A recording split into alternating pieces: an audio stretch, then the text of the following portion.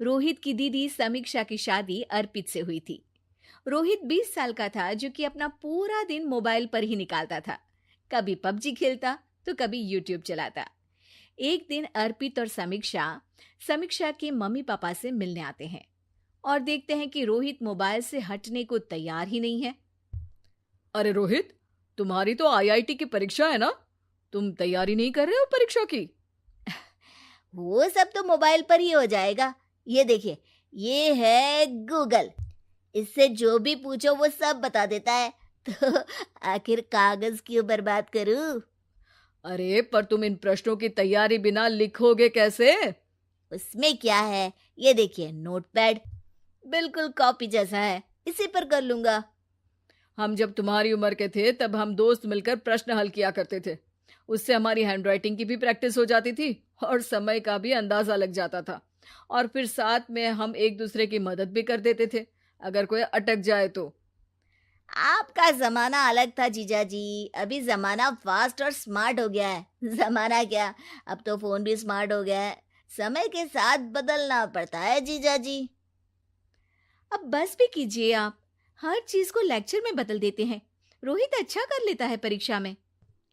इतने में अर्पित के सास ससुर जी आ जाते हैं हॉल में और अर्पित इस बारे में बात नहीं करता। हालांकि अर्पित को लगता तो है कि पूरी तरह मोबाइल पर लगे रहना सही नहीं है, पर वो इस बात को और नहीं छेड़ता। ऐसे ही 2 दिन निकल जाते हैं। समीक्षा, मुझे काम से फोन आया था, मुझे वापस काम पर लौटना पड़ेगा। पर हमें आए हुए तो 2 ही दिन हुए हैं। अभी चले गए तो माँ और पापा को अच्छा नहीं लगेगा ना। अच्छा ठीक है, तुम रुक जाओ, मैं काम खत्म करके फिर लौट आऊंगा। एक काम कीजिए ना, परसों रोहित भी परीक्षा के लिए निकलेगा, आप उसी के साथ निकल जाना। दोनों वैसे भी बात नहीं करते, साथ में जाएंगे तो हो सकता है आप लोग आपस में बातचीत भी करने लग जाओ। आह, ठीक है, मैं काम को 2 दिन टाल सकता हूँ। उसी रात जब सब खाना खाने बैठे थे तो अर्पित अपने जाने की खबर बाकी लोगों को बताता है। मुझे काम के लिए वापस जाना होगा। अरे बेटा, पर अभी तो तुम आए हो, इतनी जल्दी चले जाओगे? नहीं माँ जी, समीक्षा यहीं रहेगी और मैं जल्दी काम खत्म करके वापस आ जाऊंगा। ठीक है, काम भी जरूरी है। वैसे कब निकलोगे बेटा? 2 दिन में। मैंने सुना है कि उस दिन रोहित को भी परीक्षा के लिए जाना है, तो कल मैं दोनों की टिकट करा लेता हूँ बुक। मेरी टिकट रहने दीजिए जीजा जी, मैं तो फोन से ही करवा लूंगा। हाँ, पर कोई दिक्कत हो गई तो? अरे कोई दिक्कत नहीं होती जीजा जी, फोन सब कर सकता है। हमारे फोन के रिचार्ज से लेकर टीवी का रिचार्ज सब रोहित यही फोन से बैठे बैठे कर देता है। अब ये नई चीज तो हमारे समझ के परे है, पर अच्छा है कि रोहित जानता है। हमारी मेहनत इतनी कम हो गई भाई। हाँ, पर अगर टिकट नहीं मिली तो? अर्पित की बात पूरी होने से पहले ही बिजली चली जाती है। अरे ये क्या हो गया, आपने बिजली का बिल भर तो दिया था ना? अरे नहीं, मैं तो भूल गया था।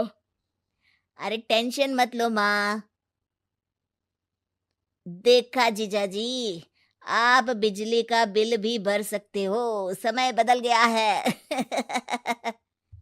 एक बार फिर अर्पित इस बात पर बहस नहीं करता।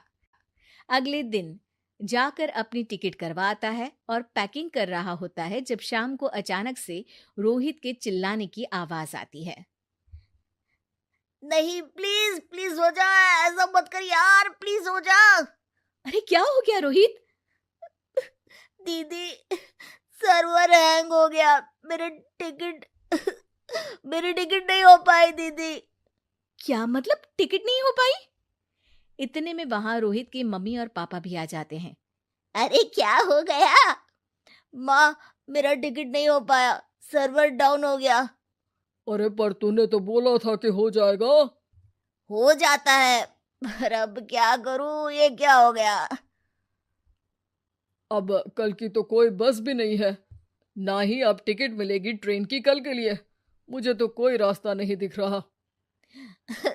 अब फिर लगता है मेरा ये साल बर्बाद हो जाएगा। घर पर एकदम से दुख का माहौल छा जाता है और सब रोहित को डांटते हैं, पर इतने में अर्पित वहां आ जाता है। आप सब रोहित को क्यों डांट रहे हैं? आपने ही तो उसे बढ़ावा दिया था ना। लेकिन इसकी लापरवाही के कारण इसकी परीक्षा छूट जाएगी। इसने तो हमसे कहा था कि टिकट हो जाएंगे। हे भगवान, अब क्या होगा? चिंता करने की कोई बात नहीं है। मैंने एक एक्स्ट्रा टिकट करवा ली थी। मैं समझता हूँ कि मोबाइल हमारा ही काम आसान करने के लिए है, पर उस पर ही पूरी तरह से निर्भर होना तो गलत बात है ना। रोहित टिकट को देखकर बहुत खुश हो जाता है और जोर से जाकर अपने जीजाजी के गले लग जाता है। सॉरी जीजाजी, मुझे आपकी बात ध्यान से सुननी चाहिए थी, पर थैंक यू सो मच। हाँ बेटा, तुमने तो इसका भविष्य बचा लिया। शिक्षा, दूसरों से मदद मांगना गलत नहीं, पर दूसरों पर निर्भर हो जाना गलत है।